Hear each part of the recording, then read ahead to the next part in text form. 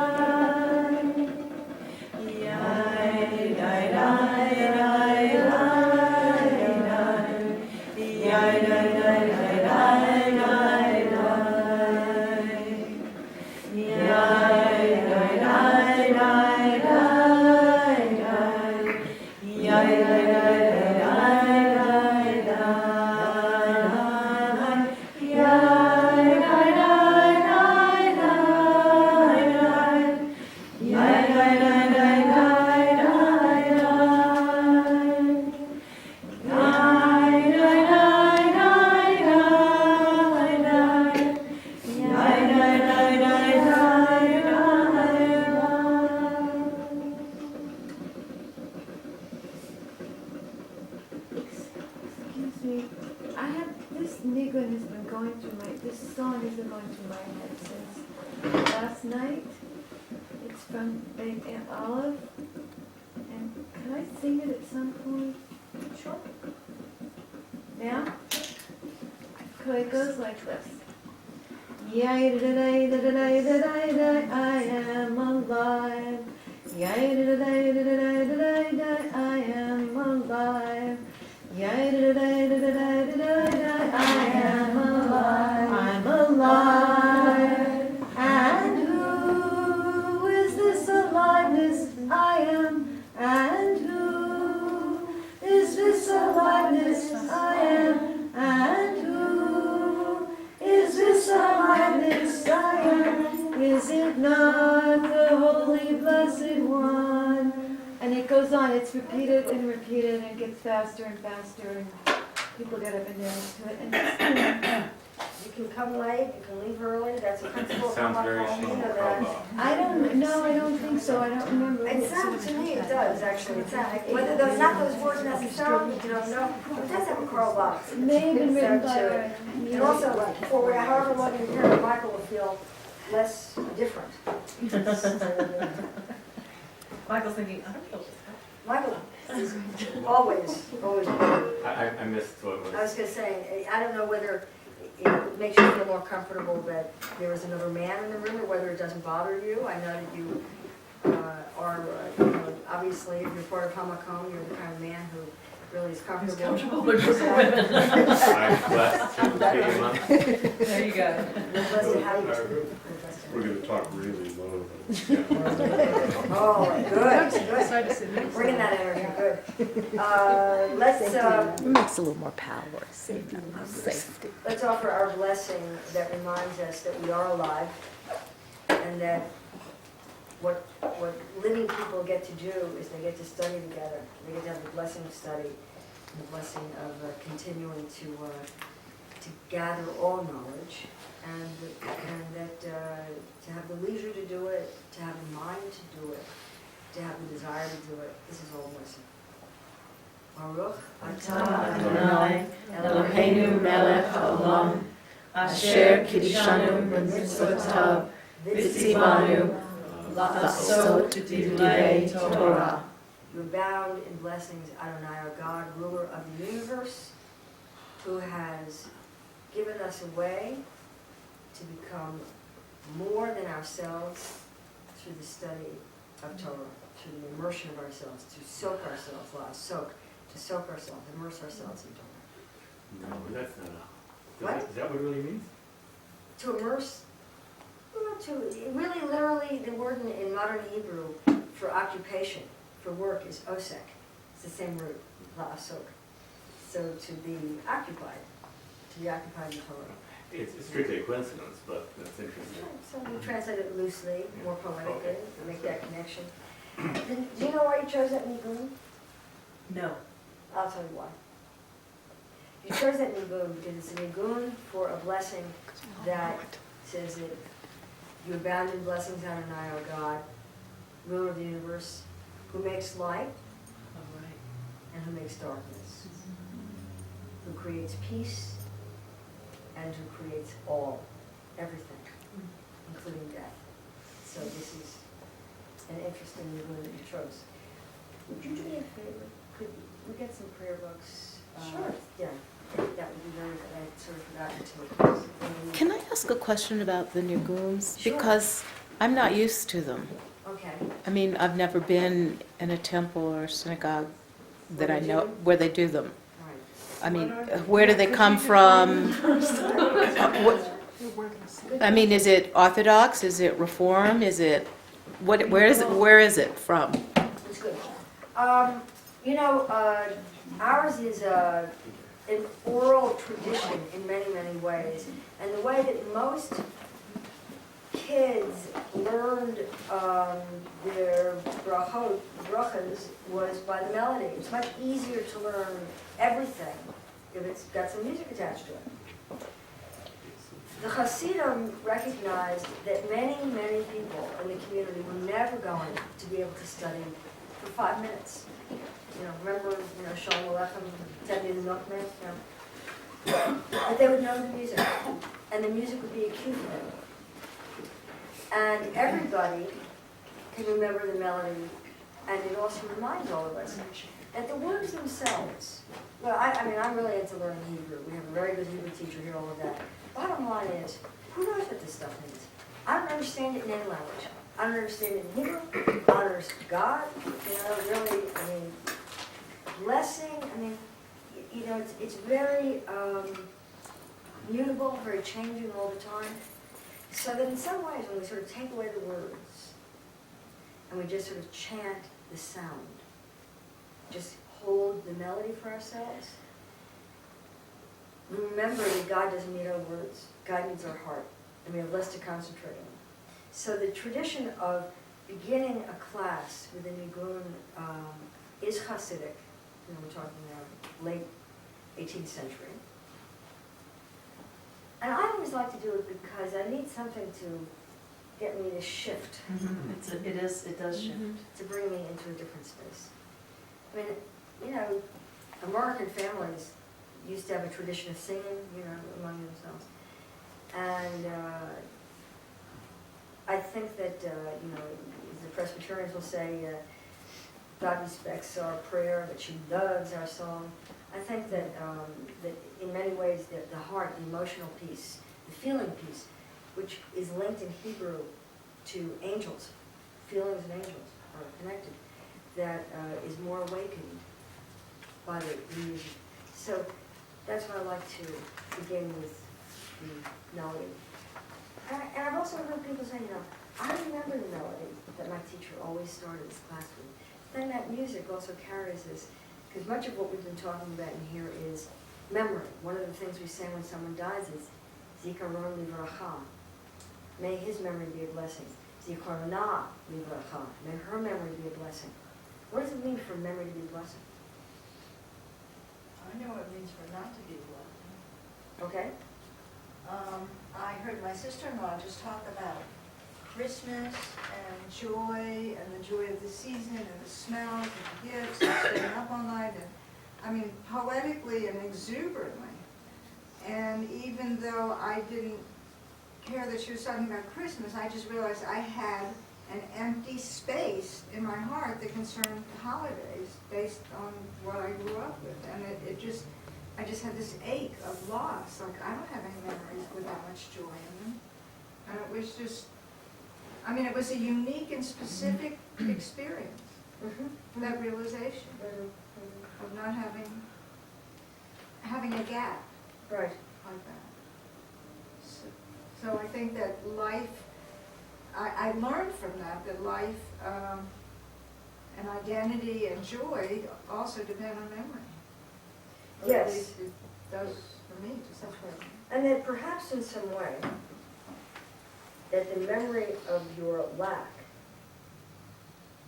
is blessing because it has given you direction for what you are offering your grandson in memory of where you take him and what you do with him. So here's another way to reframe the notion of memory.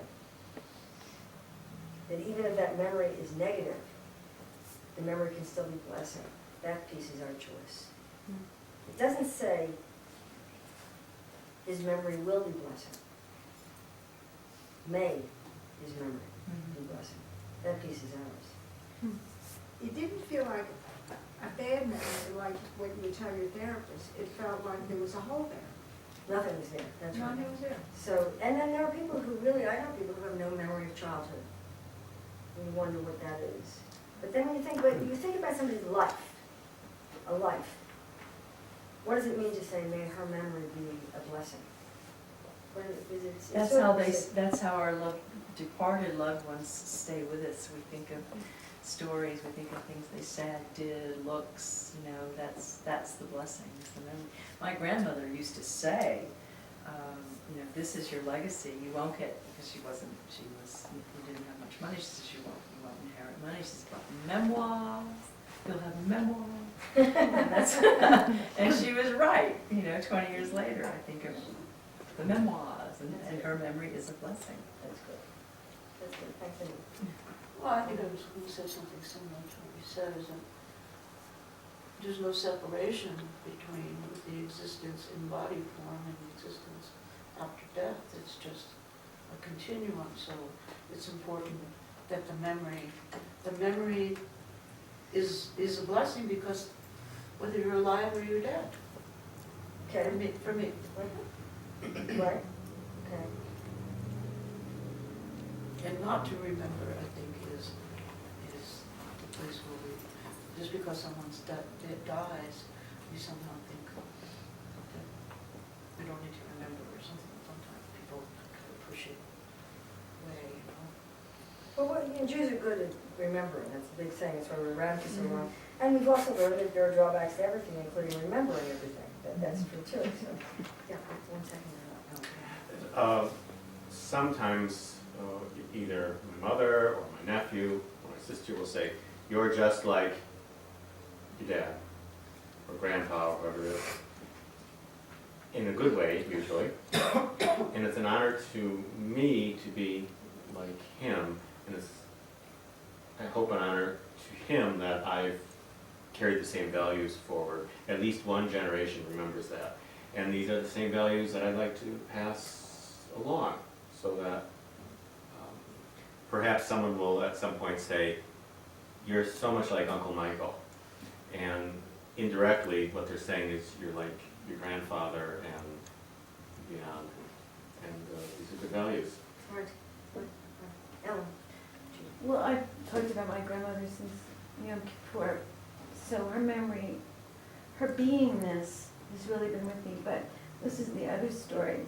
I was telling my rabbi in Seattle how I had been made to go to Hebrew school when I was in 3rd grade, and I hated it. I was the only girl in a class of 13 boys, and I didn't speak. I just remained mute. And he closed his eyes as he usually does. And he sat there for a few minutes. And I said, and it was probably my uncles, my rambunctious, loud, uncles who never listened, that made me go. He closed his eyes and he said, they were so smart. And it made a lot of sense to me because I never would have learned Hebrew if I hadn't started in 3rd grade and continued and then ended up, taking in college, all that. But it was such a turn, of remembering Uncle Leo and That's Uncle right. Harry. That's right, it becomes a blessing when you see it in a different way, it's true. No, that's true. They can squeeze another chair in the circle. I just wanted to say, when you were talking about the Nigun, and it kind of connects with memory too, because I get completely moved by the music. I mean, to such a degree that I can't even sing the words. It's so emotional. And I thought that it's a memory that's generational, that I haven't even had to hear those words. Yes, yes. But it's so deep. Yes. It's the deepest part, I think, for me personally. It's just, speechless kind of thing. That's wonderful to hear. I mean, it's, because again, we are good at remembering, and one thing we do know is that everything in our tradition was put to music. Everything was, which was pretty remarkable. I mean, songs, and there's a special melody for the morning blessings, in the weekday. There's a different melody for the afternoon blessing. There's a special melody for Shabbos. There's special melodies for Haftorah. Each thing, because I think, again, those of us who actually davened every day during the Shiva really got such a strong sense that, this is a glimpse of what it was like, where the kid, what time is it? It's an hour before Mincha. That's how you tell time. It's how your whole life revolves. And it's an oral memory. It's not Kol Nidre. Franz Rosenzweig talks about, the story of Franz Rosenzweig was that he lived in the early 20th century in Germany from a completely assimilated family. He had lived long enough to know that really being a Jew was not a great, advantage socially. He was really seeking some spiritual connection in the world and didn't find it necessarily he wasn't raised within it with his family. Well, I think I'll become a Christian. There's a lot of great stuff in Christianity. But the thing that would reflect most integrity is to go to a synagogue for the last time, sort of close the books on this one, and enter into another tradition. So the rest, as we say, is history. Rosenzweig walks in, and he hears the Kol Nidre. You ever looked at the translation of the Kol Nidre? Nothing's there. There's nothing there that gives you any reason why it's this melody that gives you that chill once a year when you hear it. Brings tears to your eyes. Except maybe some cellular memory of it having been said when Jews were forced to take other traditions, on pain of death, and that this was their saying, please forgive me, for doing this. Who knows why? I mean, you can know all the history in the world, but there's something in that melody that does carry some meaning. I think that's true. And it's the memory of a people, Yeah. When I went to Cuba, and I went to synagogue in Cuba, and I heard the same melodies. I was trying not to just lose it, but it was the most amazing experience. Spanish on one side of the page, Hebrew on the other, and the same melodies I know, I it had just grown knocks you out. up with. That's right. It's pretty amazing. It's true. It is amazing. So this is a very good place to segue before we go into the afterlife, of which I want you to know I am not making anything up. That's why I schlepp all these books here, because I want you to know that this exists, and furthermore, that the notion of afterlife in Judaism, I will show you, is not just sort of esoteric and out there for us Santa Fe Jews, or Santa Fe fellow travelers, but that it's right here in our liturgy. In fact, the entire basis of this tradition depends upon the idea of afterlife. And I am not just talking metaphorically, I'm talking about physically. I'm talking about coming back. So, but before we get there, because I'm going to show it to you in one of these prayers, everybody has a prayer book. I hope you have a prayer book? No. Okay. They're Right outside the door. door on the other side, of the chamber classes. And we're looking for the mourner's cottage. Moore's Code, page 4 to 10. Well, we probably went sooner on the trip. That's the one we always swim too much about. That's fine. We know Six, it. 6, 8, 2. This is Seth Friedman? That's Seth, I said, we know it, we've met, yes, Seth, welcome, glad to have you here. Good, because you have the same name, that's why you remember him. Oh, that's right, we talked about your name. Okay, good. Yeah, we know what Seth means. Okay, page 410, everybody on this page?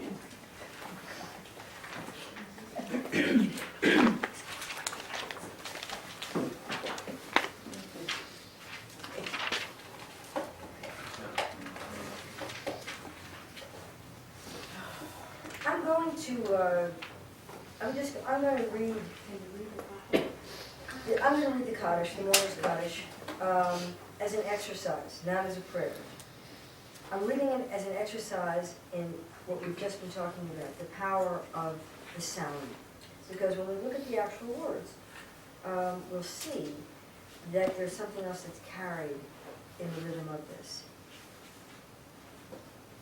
Yikadav, Yikadash, Merava, Yalmad, Yivrach, Yerutei, Yamlich Malchutei, V'chayechon, Uvyomechon, V'chayei L'chol Beit Yisrael, Ba'agala, U'lizman Kariv, Yomru, Amen. Yehei Shmei Rabban Lorach, Le'olam U'lomei Almayam. Yitbarach v'yishtabach v'yipa'ar v'yitramam v'yitnaseh v'yitadar v'yitaleh v'yitalal shemei l'kodeshah v'richu le'ala min kol berchata v'shirata tishbachata v'nechamata damiram v'yama v'yamru amen.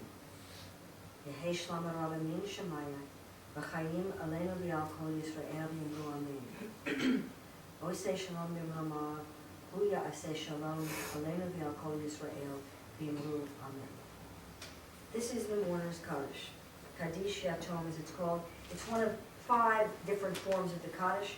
We're not go in that direction. Even with a 2.5-hour class, you don't have time to go into all the forms of Kaddish. But this, when you hear the word, I'm going to go say Kaddish for so-and-so, this is the Kaddish you hear. It's transliterated. You all see that? Because it doesn't matter whether you know Hebrew or you don't know Hebrew, that this is what we come back that we want to do. Why? Because this is what we were just talking about. This is about memory.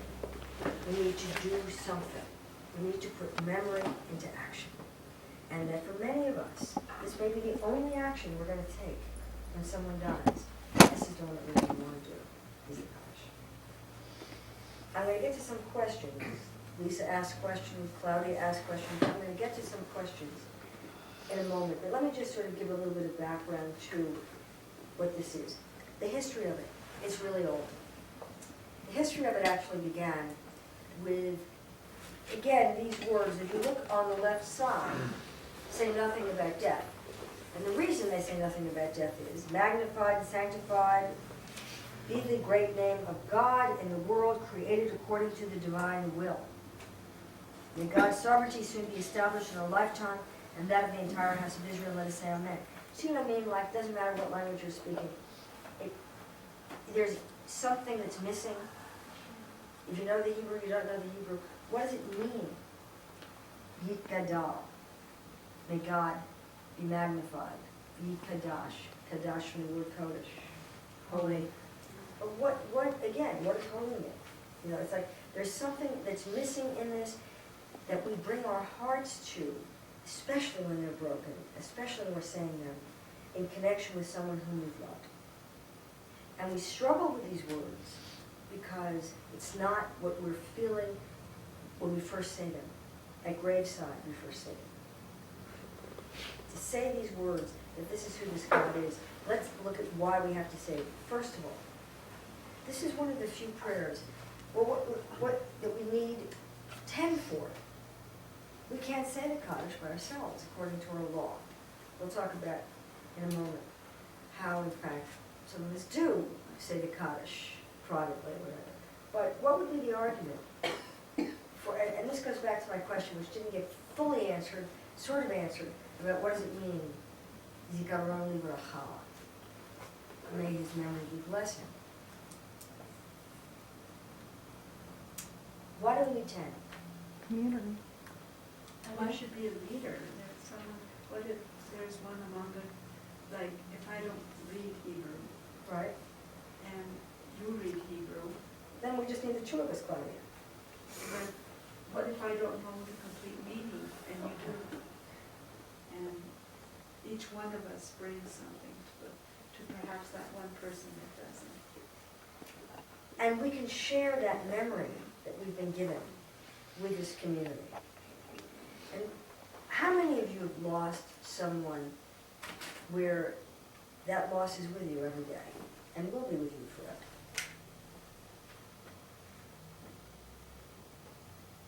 Are you different since that loss? Can you say something? How different.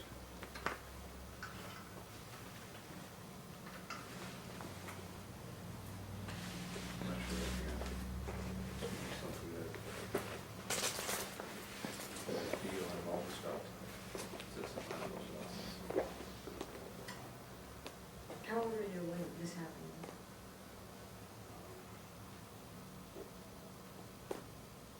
21, You were young. and 25.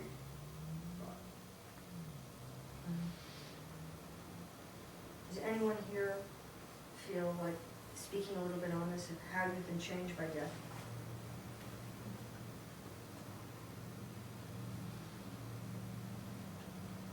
Remember I said, go ahead.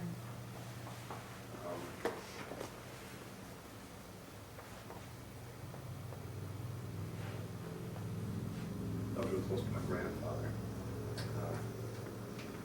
And it has a lot to do with my problems my father had, we talked about before. And so I decided before he died that I was going to spend time with him. His English wasn't very good. My Yiddish didn't exist, and so we sat. And I'd go to my classes, and I'd go to work during college, and then I'd come over, and I'd be with him, and I was very much aware that I was going to lose him, and it was going to hurt me. And so I wanted to tell him something, but it wasn't the way I could communicate with him. And if I actually tried and I put it into words, he wouldn't have even understood. He wouldn't have known what to do with it.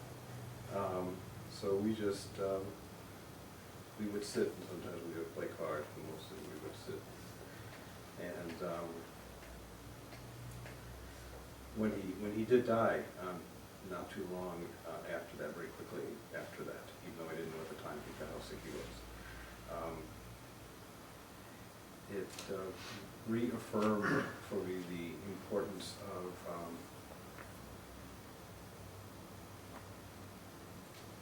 how precious life was for the people that I was close to, and that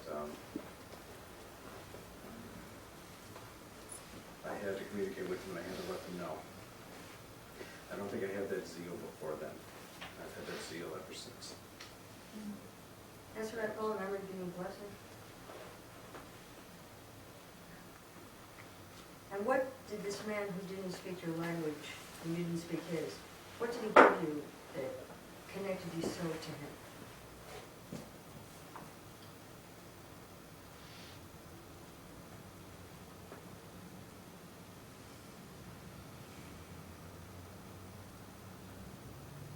His presence. He was just there. He was always there. He would, no matter what was going on, and he didn't want anything. He just wanted to be there. He just wanted to be around, and so he'd come over to our house with my grandmother all the time, and my grandmother would cook. My grandmother had functions. She did all these things. And he was just as happy as can be, but he didn't ask or demand anything of us.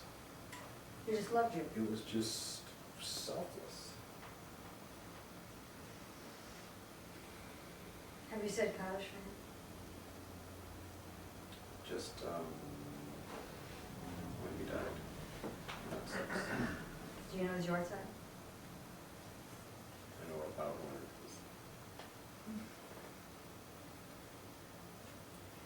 Maybe this elemental sound, this tradition of saying these words, this is a love song given to us to sing to another who's no longer with us. Let's see, roughly, you know when he died. Maybe we'll talk about it. What? Maybe we'll talk about it. Maybe we'll talk about it. It's an age. I say all of this is experimental. I say try it. Can I tell you there's God? No.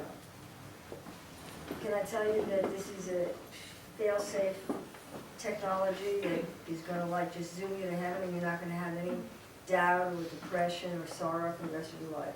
No. Can I say it's gonna work for everybody in this room? No. I can tell you this. It works for me.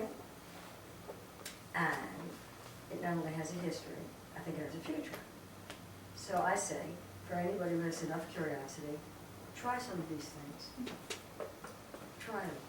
Some will work, some will not. But I think the Kaddish is one. I mean, when a child is born, we'll say, that's my Kaddish. What does it mean?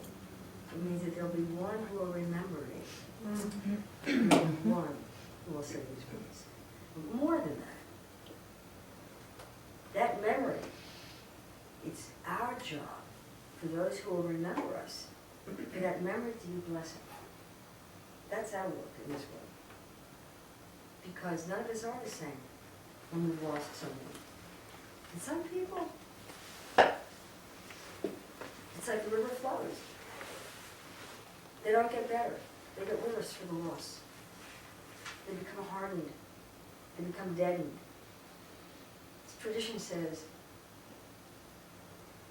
step into this and face this. And that's what we're going to go to Afterlife in a minute. Because there has to be something beyond simply seeing that one lived and now it's over. I mean, tradition could not bear it.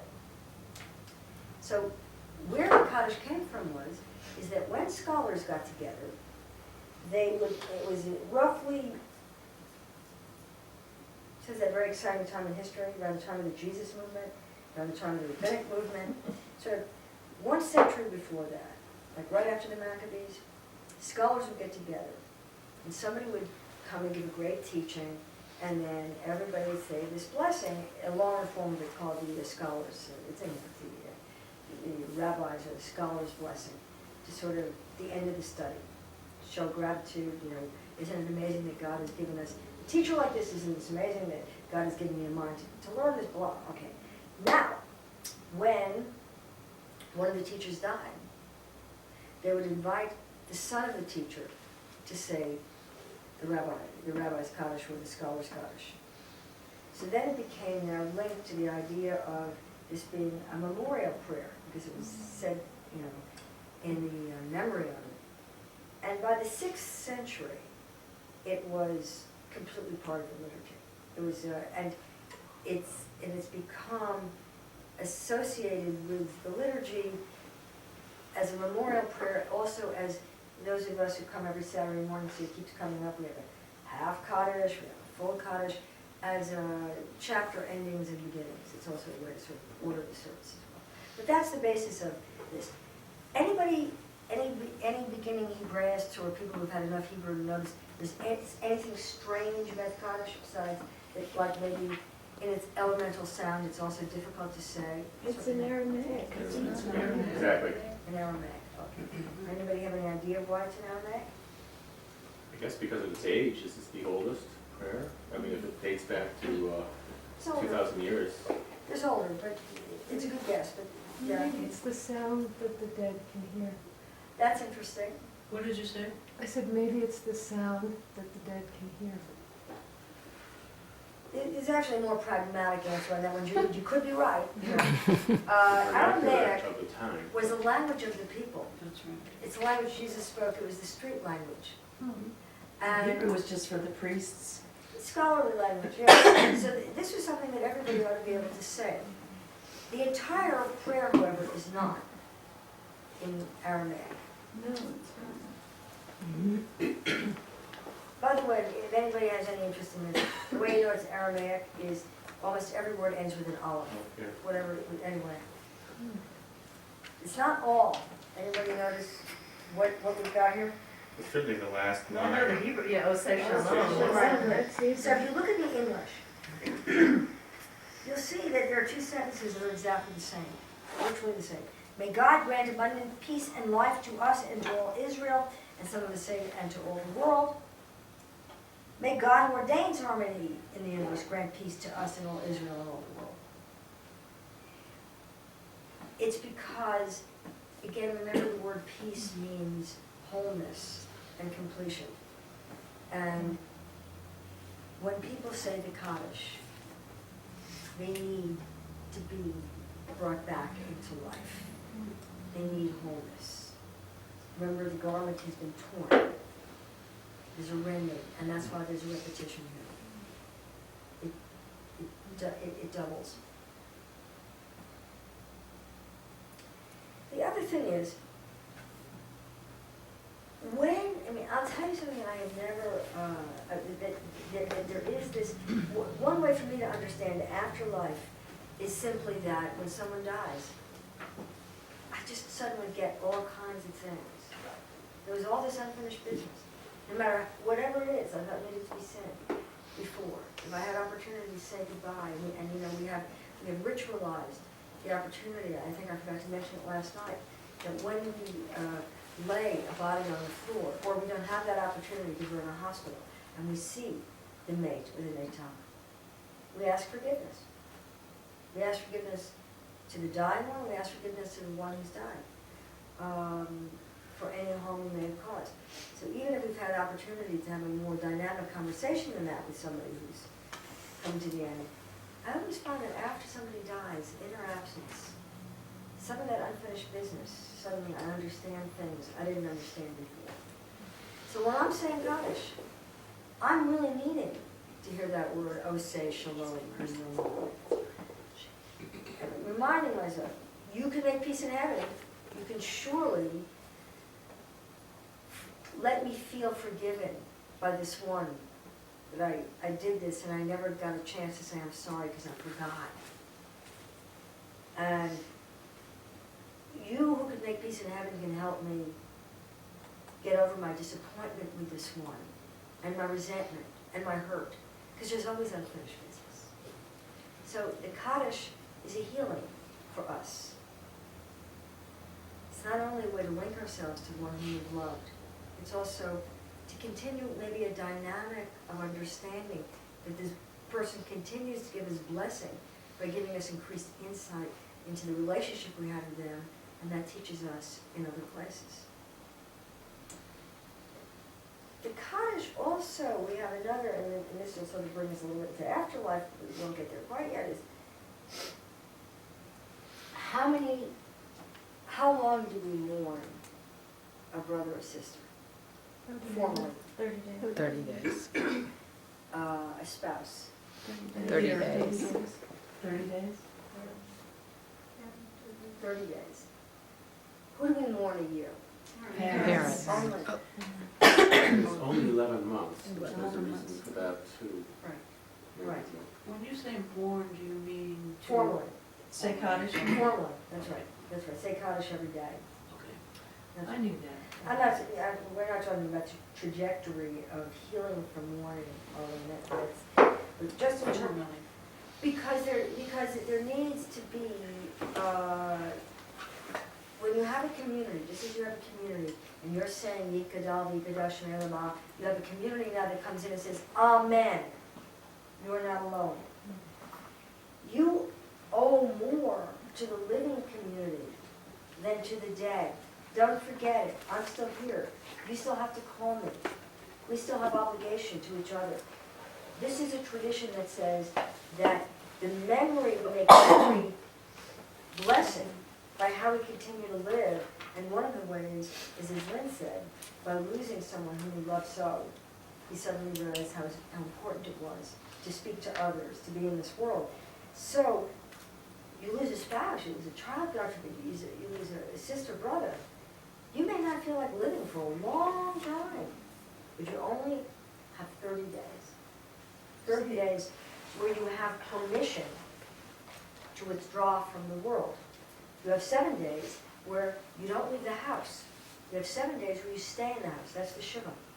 And the community comes to you, except for Shabbos. Except for Shabbos. Would you say Shiva after Shabbos, or does all Shiva stop at Shabbos? No, it's after Shabbos. Let's just take Leslie as an example. The Shiva began on Monday. Friday night, Billy left the house to come to have dinner. So that would be, And then Sunday, he returned to his house, or Saturday night. The whole time of Shabbos is a time when Shabbos takes precedence over morning. but then But it it resumes. continues. Okay, because in our family, one Shabbos, that was it for Shiva. Yep, no, you know, yeah. Right, Barbara lived in Israel for a while, so she also sort of saw it probably I mean, but, it depends where you are. There are people who sit Shiva for the day of the funeral. On the kibbutzim, they don't even sit Shiva. They'll That's sit at the exactly- house and people right. come and that's it. I mean, it's, especially the non-religious kibbutzim. Right, and they just do it for the one day, yeah. And then there are some people who do it for 3 days. There's another marker of time, 3 days, because that's regarded as the most intense time of mourning. But in this time, if you should sit for 7 days, you don't shave. You sit lower, the mirrors are covered, people come to you. When that mourner comes to shul Friday night, the mourner stays outside until the Chadodi is finished being sung. Because the Chadodi is this song of, great eroticism. It's, come my beloved to meet the bride. It's like, it's just full of this, beautiful energy, and the mourner can't bear that energy in that first week. Then they come in, then the whole community says to them, Hamakom, Yinachem, Etchem. Hamakom is God's name. May God console you, B'toch Sha'ar Avelei, among the mourners of Zion, the Yerushalayim, Zion and Jerusalem. So that means when you come in, you sit in a special row, people know you are in another state. You are not like everybody else. People will not come and say to you, how's it going? You're different. Nancy came in wearing the button that represents the torn garment. Some people will wear that for 7 days, some will wear it for 30. So that it tells people once you leave home, and it's a very practical thing to do, because if you're sitting Shiva, people know you've had a death. But now after the Shiva, you get up, you walk around the block, so you went skiing that afternoon, and then you go back to work. And you probably shave, and you do just about everything except go to parties and watch TV, and listen to music. But people don't know your heart's still broken. You're still a Shilashim. And how much of what you just shared with us is incorporated in the Reform teaching? I mean, some of this is so new to me that I feel like, well, I don't think the rabbi did his job. Well, I think that it's Reform Judaism is changing. It depends on which Reform rabbi. One of the rabbis, one of the pamphlets I've given you there is from somebody who was ordained from HUC who maintains a different practice. The guy who's a president of David Ellison. What is he president of? CCAR, Hebrew Union College, whatever, Hebrew Union College, I think, is a Reform rabbi. I studied with him, and man, his practice is way, someplace else. So I think it just depends. People do different So things. there's no real practice?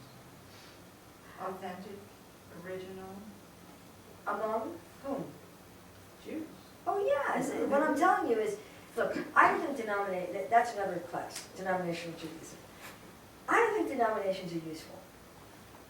I mean, maybe because, I'm left-handed and I'm under 5 feet, whatever, I never quite fit into, categories, I'm not crazy about categories unless they really serve some useful purpose. Well, I'm just coming from this place of, well, why didn't I know that? Why didn't they tell us that? Because we Why didn't. haven't I- That's more from your That's- parents, that's more what you observe, you know, I think. No, it was also, I mean, that's why I love Jewish renewal, because we weren't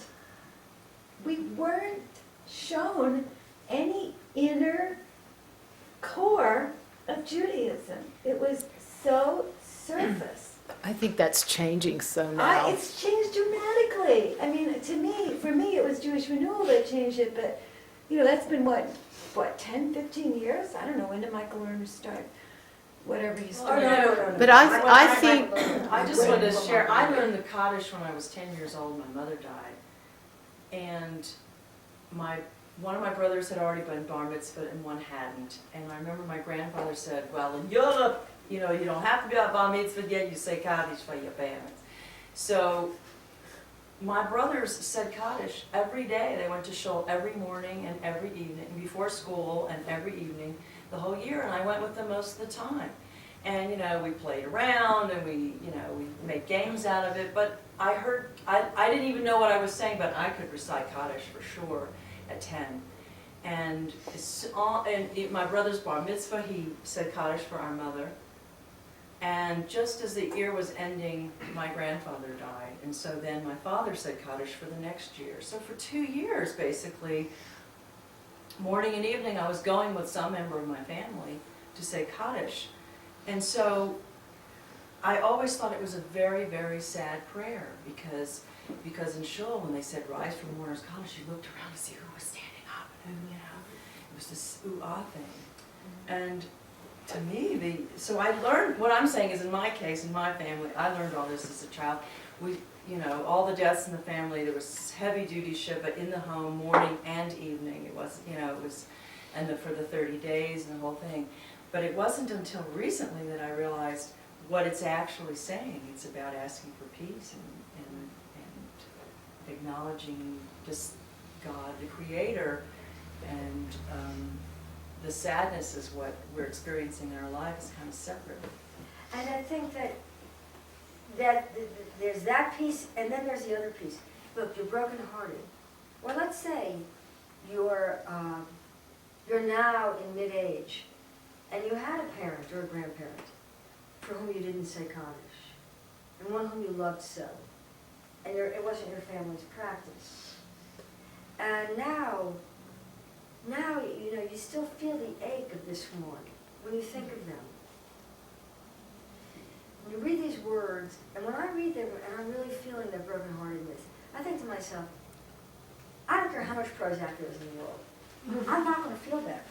This is a loss that there is no drug that I can take that's going to make me feel better. Nothing's going to work. And then I read these words and I think, I guess that's what this is about, you know, when all else falls apart. This is it. This is the one who gave me life.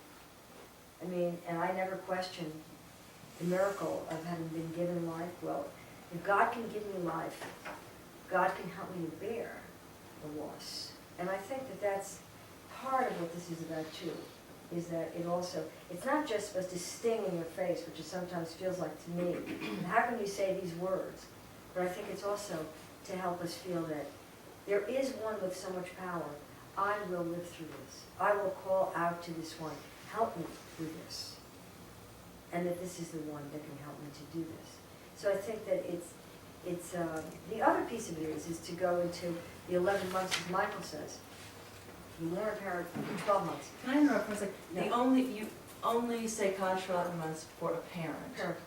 And 30 days. For anyone other loved else. ones. Yeah, for other loved ones, exactly. And why 11 months, even though it's 12 months that you observe this? Well, here we sort of go into the actual a little bit. There is an idea that the reason that we say Kaddish for a parent is when we die, we have sort of an apprenticeship to serve in the universe, in the realms. This is, I'm not making it up, this is Jewish. So we have a life, we live a life, we learn what we learn. Some of us have been doing this many times. Some of us are like really new at it. So we have whatever time we're given, and we learn a whole bunch of lessons, and then our time on earth in this form is gone. Now, we spend 11 months, if we have children, in a place of uncertainty. We're learning more. It's not quite as bad as being on Earth in terms of the lessons, but it's still not pleasant because you still have no place to basically, unpack your suitcase, so to speak. You're in a state of transition. What will help you in the end to complete this lifetime plus 11 months or 12 months are your children's prayers of Kaddish for you. If you have children who will say Kaddish for you, they will ease your place to the next rung. We're moving into the afterlife very fast from here, but let me just give you this picture that what does it mean? It means that we are on this earth to reach ultimately a place where we finally get it. What do we get? It's really simple. We get it that it's about love. It's about nothing else. Thou shalt love the Lord your God, blah, blah, blah. What does it mean? It means to love other people, to love the universe, to love your life, to bear death. You're not supposed to like it. We don't think that there's really anything great about death. But we also, from somewhere around the 2nd century BCE, when the persecutions started happening, and we started to look at the world, we thought, it is not possible that people like Nebuchadnezzar are going to get away with this forever. That there will be a day of reckoning.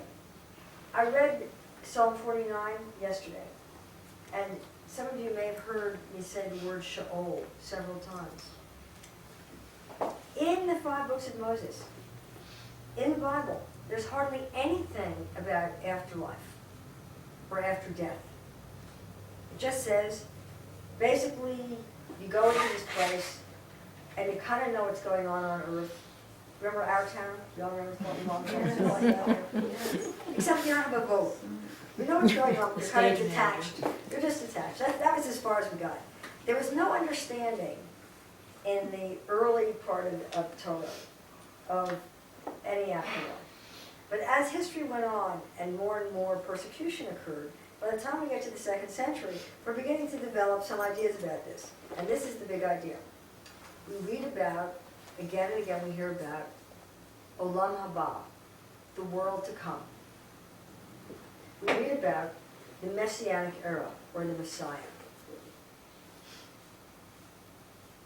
Historically, the reason that we read about this is because there are 2 things you have to believe. I'm going to, Cindy, where's the Yigdal? That's the other thing I want everybody to look at. Where are you saying we read about this? Not in Torah. You're saying we read about this. This got to be in Talmud or Right.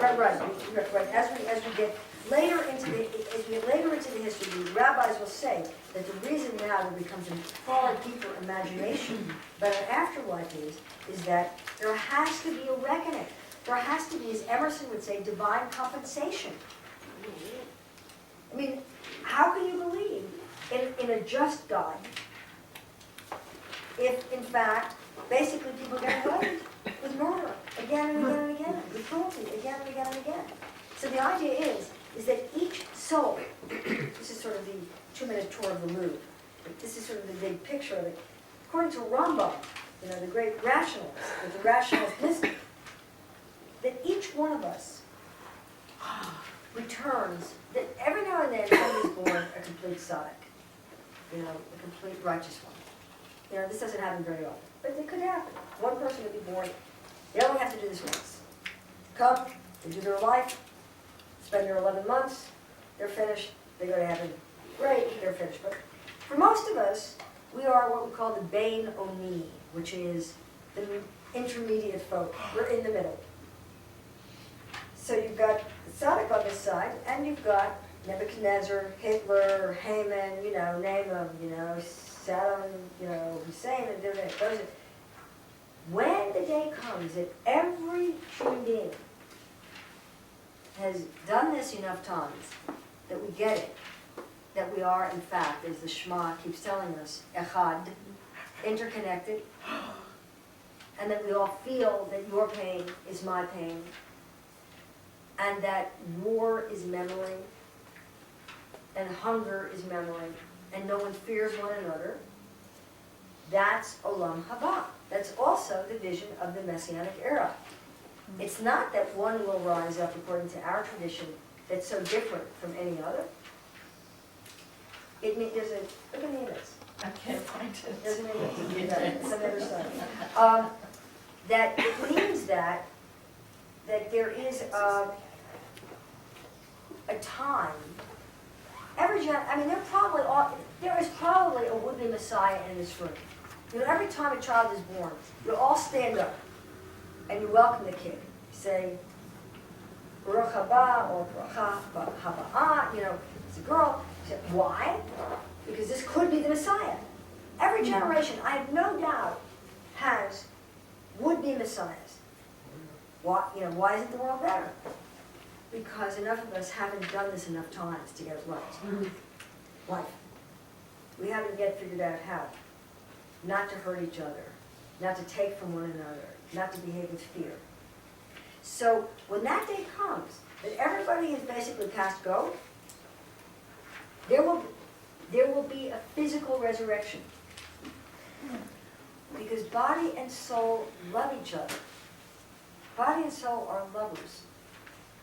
And God made both. And one is not superior to the other.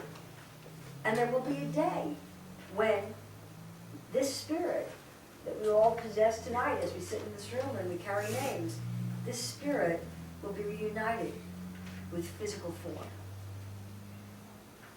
This is such a fundamental view that you have Yigal? Yes, page Good. 126. 126. I wanted to show you in the liturgy that, Lisa keeps asking about Reform Judaism. Some of the stuff they've excised. In other words, I'll show you where Reform Judaism has actually changed the liturgy. Page 126. 126. But this poem called Yidal, which is again like the first word, is that this great God is eternal. If you look on page 126 at the bottom, these are the 13 principles. They're called 13 principles of faith. But I want you to go through, these are certain, okay, God is forever. God is one. God is incorporeal. Very big deal. Very big deal that God is incorporeal. But the universe has been created in time. You go all the way through Torah, okay, so people, God knows our thoughts in the future. A Messiah will come. This is terrible because it doesn't really say what I wanted to say. God grants eternal life. So basically, God will revive the dead, is what it says. And if you don't believe all 13 articles of faith, you're a heretic. So according to our tradition, on this day when we all resume physical form, and I'll explain in a minute how that works after the break, because I need some decaf to explain it. All of us will be granted that this is what Rambam says. It's called double dying. You're born, you die. The spirit within you will be called again, most likely, to be on earth and learn some more things, and learn some more things, and learn some more things. And then one day, you're going to finally, this spirit, this part of you, your neshama, will have done it enough times that you get it, and you won't have to do it again. And then the neshama will be waiting for this day of judgment. All will stand in this day of judgment. All will live who stand there, nice long lives, and will die again. Never to be reborn again, but to experience a world without death. Eternal life, body. Yes. So fun. That's cool. I don't know. It- Fabulous? Fabulous. I'm not sure that's fun. You don't think that's right? Sure, it's RT feels it. What do you know? Except for, who's left out of this equation? The Nebuchadnezzar. sinners, said that, I mean, the real, He hasn't reincarnated enough times to learn how to be a nice person. Apparently, according to this idea, there are some who are irredeemable.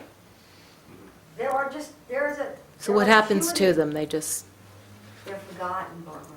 It's Oh. as if they've never lived. Just as dust to dust, you know, the body returns to the earth and the spirit returns to God. This is fabulous. He said, here's the deal with some people. They never did live. They might have had faces and names and did a lot of harm in this life, but you can't say that they ever had a spirit that was connected to the universe. So they're not really being deprived of anything. It's just in the final day, it's declared formally that they never existed. But they never did, really. They never were part of the world. Is there a list?